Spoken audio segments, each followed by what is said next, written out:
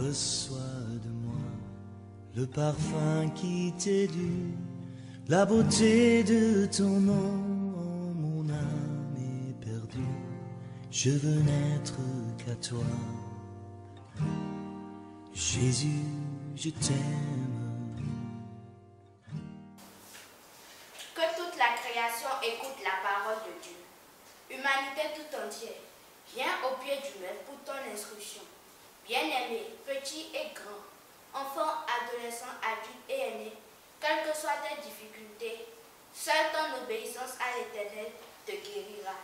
Écoute, accepte et applique-toi donc pour ton épanouissement. Que ton nom, rien n'est plus saint que le sang du pardon. Soyez les bienvenus sur cette chaîne, la voix de l'Éternel Dieu, qui a pour thème Jésus monte à Jérusalem pour la dernière fois, joie et pleurs. Le troisième texte de cette semaine est tiré du livre de Matthieu, en son chapitre 21, du 1er au 9e verset. Matthieu 21, 1 à 9. Méditant la parole de Dieu. Matthieu 21, 1 à 9. Lorsqu'ils approchèrent de Jérusalem et qu'ils furent arrivés à Bethphagée, vers la montagne des Oliviers, Jésus envoya 2 disciples en leur disant: allez au village qui est devant vous. Vous trouverez aussitôt une ânesse attachée, un ânon avec elle. Détachez-les et amenez-les voir. Si quelqu'un vous dit quelque chose, vous répondez: le Seigneur en a besoin. Et à l'instant, il les laissera aller. Or, ceci arriva afin que s'accomplisse ce qui avait été annoncé par le prophète. Dites à la fille de Sion: voici ton roi vient à toi, plein de douceur et monté sur un âne, sur un ânon, le petit d'une ânesse. Les disciples allèrent et firent ce que Jésus leur avait ordonné. Ils amenèrent l'ânesse et l'ânon, mirent sur eux leurs vêtements et le firent asseoir dessus. La plupart des gens de la foule étendirent leurs vêtements sur le chemin. D'autres coupèrent des branches d'arbres et enjonchèrent la route. Ceux-ci précédèrent et ceux qui suivaient Jésus criaient: Hosanna au fils de David. Béni soit celui qui vient au nom de Dieu. Rien n'est plus saint que le sang du pardon. Je veux n'être qu'à toi. Je veux n'être qu'à toi. Nous sommes sur l'émission télévisée La Voix de l'Éternel Dieu. Je suis à la troisième partie pour aborder le thème intitulé Pleurs et joie. Bien-aimés dans le Seigneur, permettez-moi de prier. Jéhovah, Genèse 22, 14. Jésus-Christ, Jean 1, le verset 29. Saint-Michel, Jude 1, le verset 9. Père créateur des cieux et de la terre, Exode 1, le verset 11. L'alpha et l'oméga, Apocalypse 1, le verset 18. L'ancien des jours, Daniel 7, le verset 9. Je suis celui qui suis, Exode 3, le verset 14. Seigneur, ton serviteur inutile est là, Luc 17, le verset 10. Ton robot programmé est là, Acte 17, 26. Celui à qui tu diriges ses pas est là, Proverbe 20, le verset 24. Celui qui t'offre ce qu'il reçoit de toi, 1 Chronique 29, le verset 14. La gloire, l'honneur t'appartient au siècle des siècles, 1 Timothée 1, le verset 17. Fais de l'esprit que tu as mis en moi, 1 Acte 6, le verset 10. Au nom et pour l'amour de notre Seigneur Jésus-Christ. Amen. Bien-aimés dans le Seigneur, nous allons parler de pleurs et joie. Bien-aimés dans le Seigneur, Jésus c'est un homme parabolique. Matthieu 13, le verset 13. Jésus nous a trop parlé en parabole. Lorsque vous prenez le verset de Luc 23, le verset 27 à 28, les filles de Jérusalem étaient en train de pleurer pour Jésus. Mais Jésus dit: ne pleurez pas sur vous, mais ne pleurez pas sur moi. Pleurez sur vous et sur vos C'est quand même bizarre. On devait le livrer, on devait le chicoter. Mais lui dit de ne pas pleurer sur lui, mais de pleurer sur eux-mêmes. Bien aimé dans le Seigneur, Jésus nous a beaucoup parlé en parabole. Je vais citer 3 paraboles pour montrer en réalité ce qui est en train de se passer réellement. Bien aimé dans le Seigneur, nous allons essayer de comprendre quelque chose. Dans Luc 10, le verset 17 à 20, la Bible dit, les 70 reviennent avec joie et ils ont dit, les démons même nous sont soumis en ton nom. Et Jésus leur dit, ne vous réjouissez pas de ce que les démons vous ont soumis en mon nom, mais réjouissez-vous de ce que vos noms sont inscrits dans le livre de vie. Bien aimé dans le Seigneur, les apôtres avaient chassé les démons au nom du Jésus du Père Créateur. Mais le Jésus du Père Créateur ne donne pas le salut. La belle preuve dans Matthieu 7, 21 à 23, il dit, ceux qui me disent Seigneur, Seigneur, n'entreront pas tous dans le royaume des cieux, mais celui-là seul qui fait la volonté de mon Père qui est dans les cieux. Parce qu'en réalité, la chasse des démons ne donne pas le salut. Donc en réalité, Jésus prend les choses physiques pour nous expliquer les choses spirituelles. Jean 3, le verset 12. Nous avons encore une autre explication de Luc 5, le verset 20 à 24, où Jésus a voulu guérir un paralytique. Et ce paralytique, il lui dit, homme, tes péchés te sont pardonnés. Quel rapport y a-t-il entre le pardon des péchés et la paralysie? En réalité, tout ce que Jésus fait, Jésus est en train de nous expliquer le salut. Parce qu'en réalité, le salut, c'est le véritable pardon des péchés. Nous prenons l'exemple sur la multiplication des pains. Lorsque nous allons, par exemple, dans le livre de Marc 8, le verset 19 à 20, la Bible dit que Jésus leur dit dans Marc 8, 19, on lui a donné 5 pains. Et avec les 5 pains, il a multiplié 5000. 5000 ont mangé. Et ils ont emporté 12 paniers. Les 12 paniers qui représentent les 12 tribus d'Israël. Et quand on parle d'Israël, nous avons l'Israël selon Dieu le Père Créateur et l'Israël selon Dieu le Père Géniteur. Romains 9, le verset 6. L'Israël dont on parle ici, c'est Apocalypse 7, le verset 4 à 8. On parle de l'Israël selon Dieu le Père Géniteur, de ceux-là qui sont marqués par le sceau. Et le sceau dont on parle ici, c'est Jean 6, 27, c'est la vie éternelle. Donc, bien aimé dans le Seigneur, Jésus nous a beaucoup parlé en parabole. Et toute cette parabole converge vers le salut. Je vous donne un exemple très simple. Avant Jésus, il y a eu 6 résurrections. 1 roi 17, 22, Élia restait mort. 2 rois 4, 35, Élisée restait mort. 2 rois 13, 21, les autres d'Élisée restés morts. Matthieu 9, 23 à 25, Jésus a reçu l'enfant de Jairus. Luc 7, le verset 14 à 15, Jésus a reçu l'enfant de la veuve de Naïm. Jean 12, 9, Jésus a reçu Lazare. Mais la Bible dit dans Colossiens 1, 18 que Jésus est le premier-né d'entre les morts. En réalité, quand nous voyons l'écriture, c'est faux. Mais l'écriture est vraie. Pourquoi? Parce que la mort n'est pas la mort selon Dieu, mais la mort est la mort selon Dieu. La résurrection n'est pas la résurrection selon Dieu, mais la résurrection est la résurrection selon Dieu. Le péché n'est pas le péché selon Dieu, mais le péché est le péché selon Dieu. Il y a 2 types de mort, la mort spirituelle et la mort physique. La mort physique, c'est le retrait de la respiration. C'est que l'âme a quitté le corps. La mort spirituelle, c'est le fait que tu n'as pas l'esprit de l'Éternel. Or, celui qui nous a rendu mort spirituelle, c'est Adam. Selon 1 Corinthiens 15, 22, la Bible dit « Tous meurent en Adam ». Nous sommes tous morts en Adam. Et nous allons tous revivre en Christ. Et la vie que Christ nous donne, c'est une vie spirituelle. Ce n'est pas charnel. Christ dit « Moi, je suis d'en haut, vous êtes d'en bas. Je ne suis pas de ce monde, vous êtes de ce monde. » Jean 8, 23. Christ n'est pas venu pour les choses de ce monde, mais il est venu pour les choses célestes. La belle preuve, nous avons 2 ciels. Le ciel est la terre du Père Créateur et le ciel est la terre du Père Géniteur. Jésus dit dans Jean 3, le verset 13, que personne n'est monté au ciel, si ce n'est le Fils de l'homme qui est descendu dans le ciel, le Fils de l'homme qui est dans le ciel. Or, avant cela, nous avons vu dans Genèse 5, 24, Enoch monter au ciel. Nous avons vu dans 2 Rois 2, le verset 1, Élie monter au ciel. Le ciel dont on parle ici, c'est le ciel et la terre de Dieu, le Père Créateur.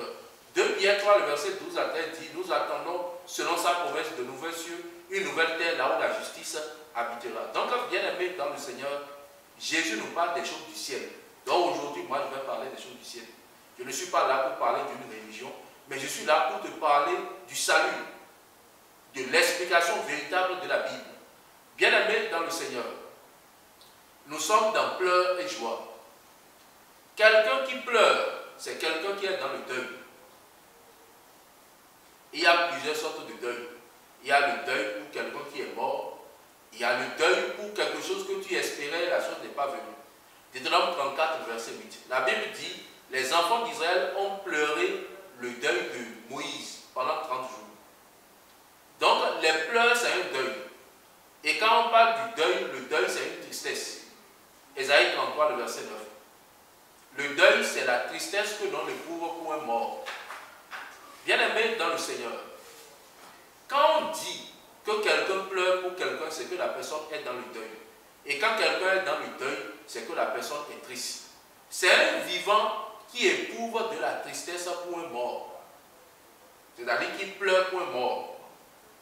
En réalité, l'explication du véritable sens du deuil, ça parle de Jésus. Dans Psaume 14, le verset 1 à 2, la Bible dit, Dieu du haut des cieux regarde pour voir si parmi les hommes, il y a quelqu'un qui soit intelligent. Quand on dit que tu es intelligent, cela veut dire quoi? Cela veut dire que tu connais Dieu. 1 Jean 4, 7, 1 Jean 5, le verset 20 à 21.